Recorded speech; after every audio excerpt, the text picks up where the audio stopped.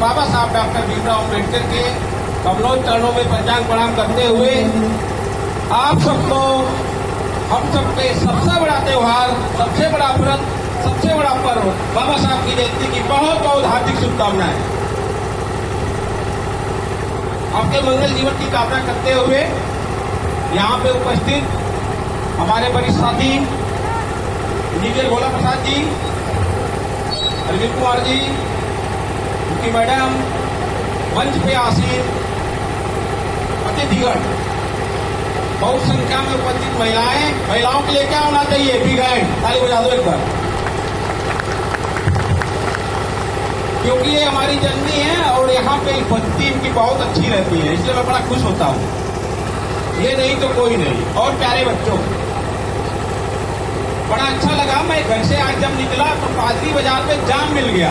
हमने कहा कौन सी घटना हो गई भाई, पादरी बाजार में इतना जाम है? पता चला जय भीम वाले जाम लगाए हैं। क्या बात है, जय भीम। अब मुझसे रहा नहीं गया, मैं बाइक रोक करके मैं भी उसमें शामिल हो गया। अब वो लोग और खुश हो गए, मजा आ गया।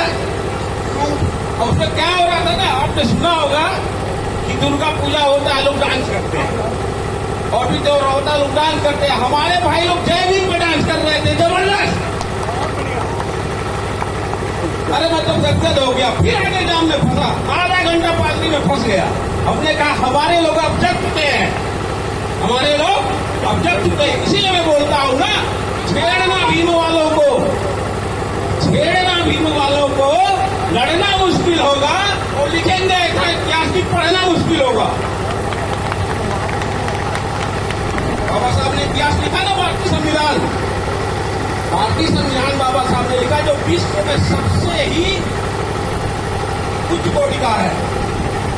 और थोड़ी सी बातें बाबा साहब के बारे में कर लेते हैं, क्योंकि बाबा साहब की जयंती है और मुझे दूर जाना भी है, पूरा बाजार जाना है, कहीं कोना के वहां भी बेसब्री से लोग इंतजार कर रहे हैं, लेकिन मैंने कहा नहीं, जो लोग दिल में बसते हैं बाबा साहब की तरफ, उनको छोड़ा नहीं जाता, और जो लोग इंतजार करते हैं उनसे कभी छोड़ के कहीं जाया नहीं जाता।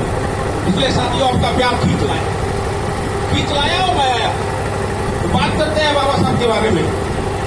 बाबा साहब हमारे मसीहा न होकर के पूरे भारतवर्ष के मसीहा हैं, पूरे भारतवर्ष के मसीहा हैं, हर वर्ग के मसीहा हैं।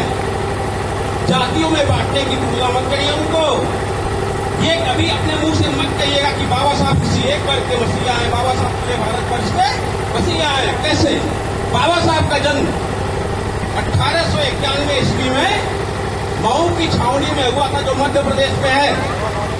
बाबा साहब के पिताजी रामजी सतपाल सेना में सूबेदार थे, उनकी माताजी भीमाबाई सेना में सूबेदार होने के बाद भी अपने बच्चे का एडमिशन नहीं करवा पा रहे थे। वो जब बाबा साहब का एडमिशन होना हुआ तो बिल्कुल बहुत सारी परेशानियां झेलना पड़ा। इस वक्त एडमिशन हुआ कि आप बाहर बैठ के पढ़ोगे।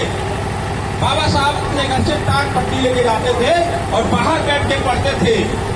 उस व्यक्ति ने इतना पढ़ा, 25 डिग्रियां हासिल कर ली, 4 डॉक्टरेट डिग्री हासिल की, और आज जिस व्यक्ति को पढ़ने नहीं दिया गया उसको पूरी दुनिया पढ़ रही है। जिसको पढ़ने नहीं दिया गया उसको पूरी दुनिया पढ़ रही है, पढ़ती जा रही है, कुछ पाई नहीं रही है। मतलब बाबा साहब समझ लीजिए एकदम समुद्र से भी बहुत बड़े समुद्र है, इसलिए उनको सिंबल ऑफ नॉलेज बोला गया।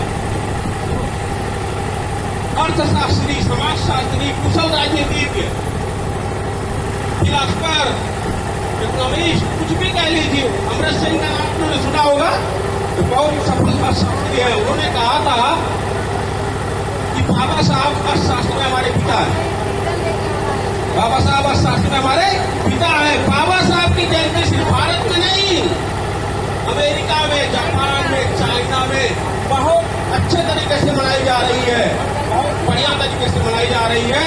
और एक मैसेज और हम देना चाहते हैं आप लोगों को। कभी कभी क्या होता है ना, गलती बस कुछ लोग बड़ा अच्छा काम कर जाते हैं, गलती से भी कुछ लोग बहुत अच्छा काम कर जाते हैं। आज वर्तमान भाजपा सरकार ने एक अच्छा काम किया है। क्या किया है? 14 अप्रैल को राष्ट्रीय अवकाश घोषित कर दिया। क्या बात है,